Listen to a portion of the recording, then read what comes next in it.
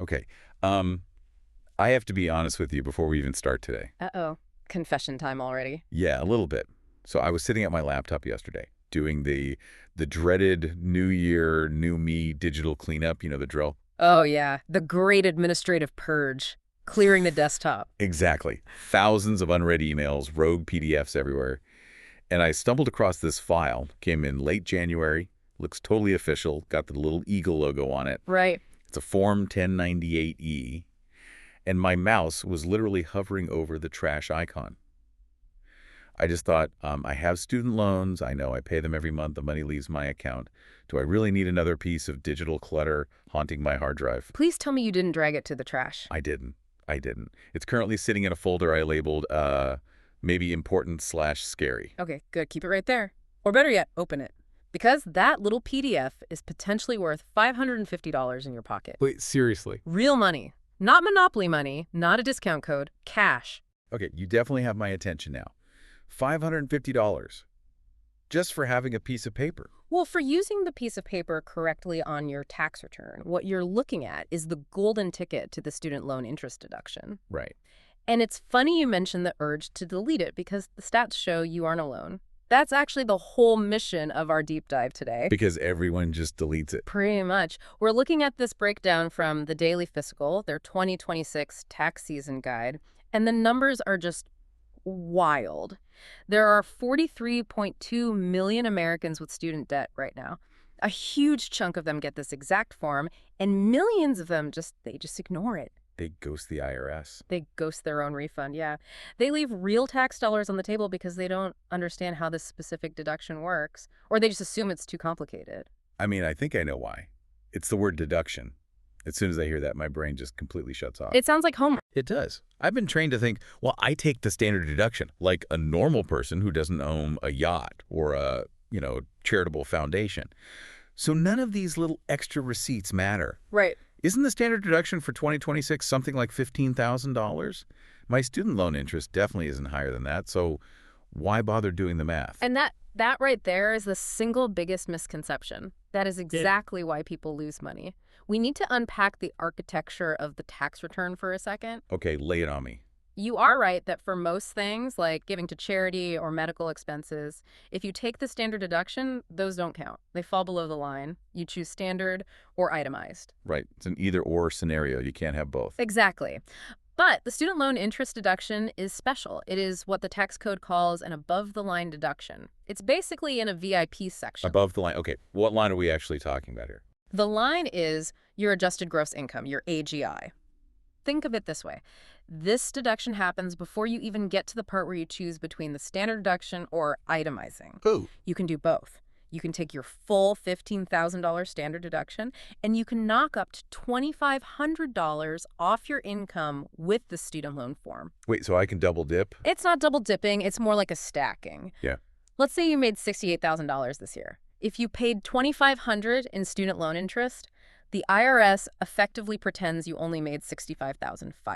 That lowers your taxable income right off the top. Yes. And lowering your AGI is so powerful because your AGI determines so many other things. Your eligibility for other credits, your Roth IRA limits, everything. Okay, I'm sold on the concept. Lowering the baseline sounds amazing. But here comes the big but. Let's hear it. I feel like there's always a velvet rope with these government benefits. I did pretty well this year. I'm looking at my W-2 and I made about $82,000. I feel like that puts me in the too rich to get help, too poor to be rich category. Do I make too much money for this? That is the $1 million question, or I guess the $550 question. And the Daily Fiscal article is really helpful here because they break down the 2026 limits. They have shifted a bit for inflation. Okay. You mentioned $82,000. Are you filing single? Yeah, single. Just me and the loans. Okay, so for 2026, if you were single, the magic number for the full deduction is a modified adjusted gross income of $75,000. See? I knew it. $82,000 is over $75,000, so I get nothing. Delete button, here I come. No, hold on. It was nice knowing you. $550. Put the mouse down. This is the second biggest mistake people make. They think it's a cliff. They think if you make $75,001, the IRS just slams the door in your face. They don't. No. The tax code usually works like a slope, not a cliff. We call it the phase out. A slope. Okay, so I don't fall off the edge, I just slide down a bit. Exactly. If you make over 90,000 as a single filer, then yes, you hit the bottom of the slope and you get 0. Gotcha. But between 75,000 and 90,000, you are in the phase out zone. You don't lose the whole deduction, you just get a partial one. A partial deduction. Is it even worth the math at that point? Like, if I get any pennies, I'd rather not stress about it. It is absolutely worth the math. The article actually uses a specific example to prove this, and I love this because it makes it so concrete. They introduce us to this guy, Tyler. Okay, let's hear about Tyler. Is he in the same boat as me? Almost exactly. Tyler is a marketing manager, single filer, and his financial situation mirrors yours. He made $81,600 this year. Okay, so he's significantly over the 75K limit, but still under the 90K cap. Right.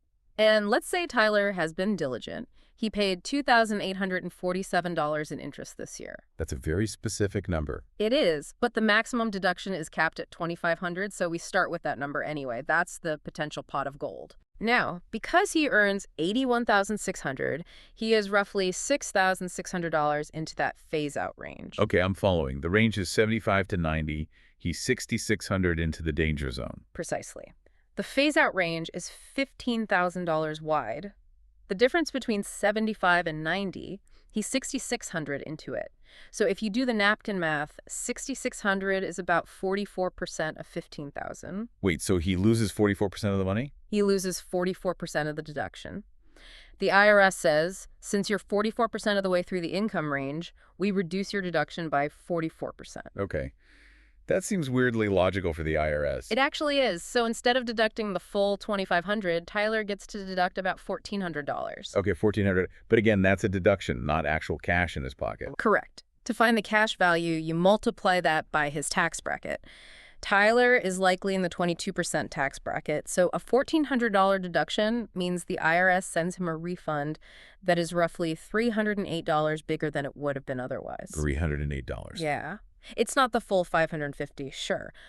But let me ask you, if you were walking down the street and saw $300 sitting on the sidewalk, would you keep walking because it wasn't $500? No way. Yeah. I'd pick that up immediately.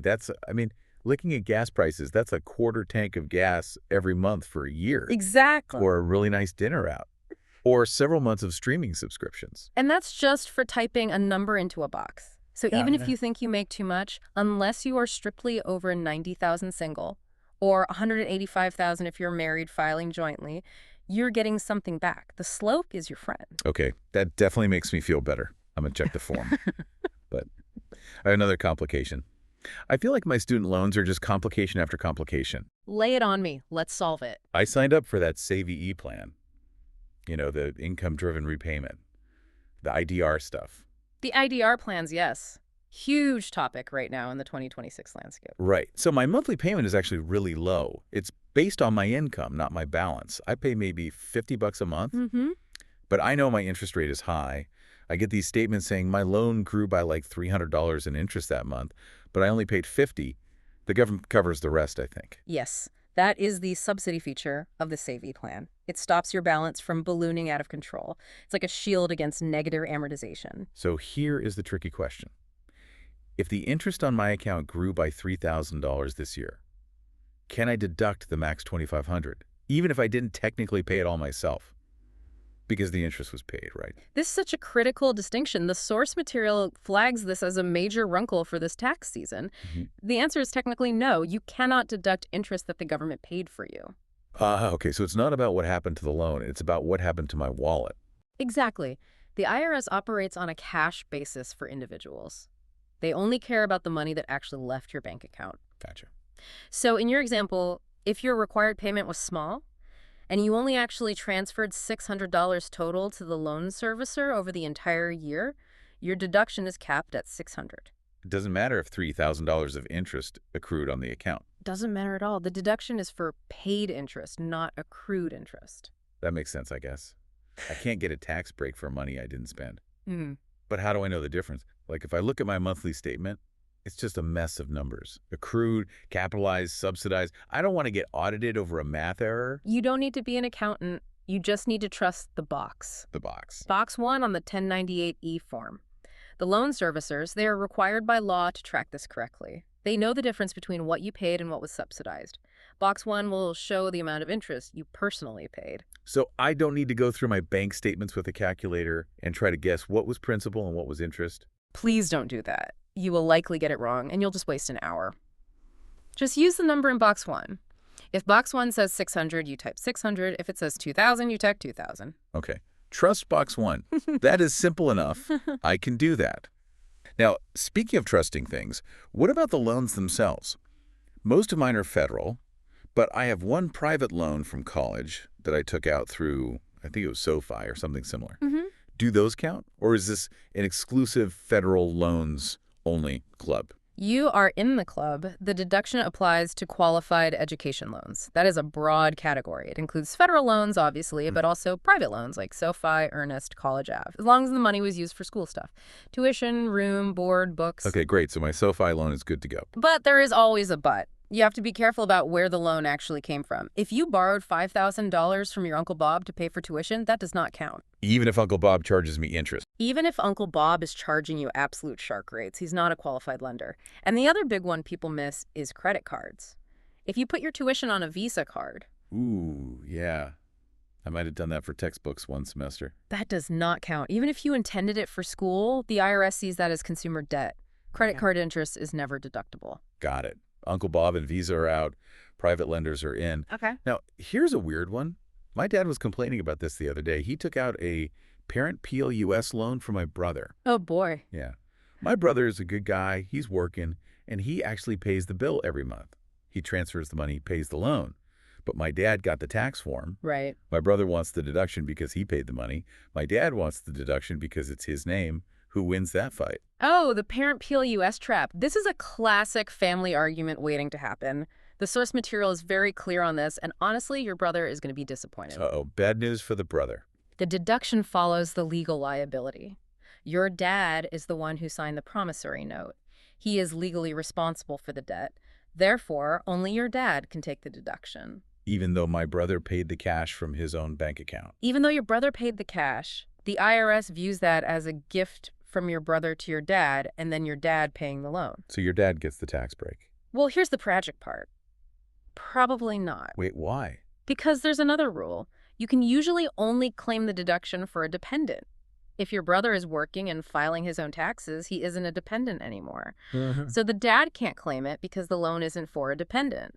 And the brother can't claim it because it's not legally his loan. Right, nobody gets it. Often, yes. It just evaporates into thin air. It's a complete black hole in the tax code. That is genuinely tragic. Okay, note to self, tell brother to stop paying dad's loan directly or work something out. Yeah, the only way to fix that is usually for the student to refinance the parent PLUS loan into their own name if they can qualify for it. Which brings me to refinancing. I get these offers in the mail constantly.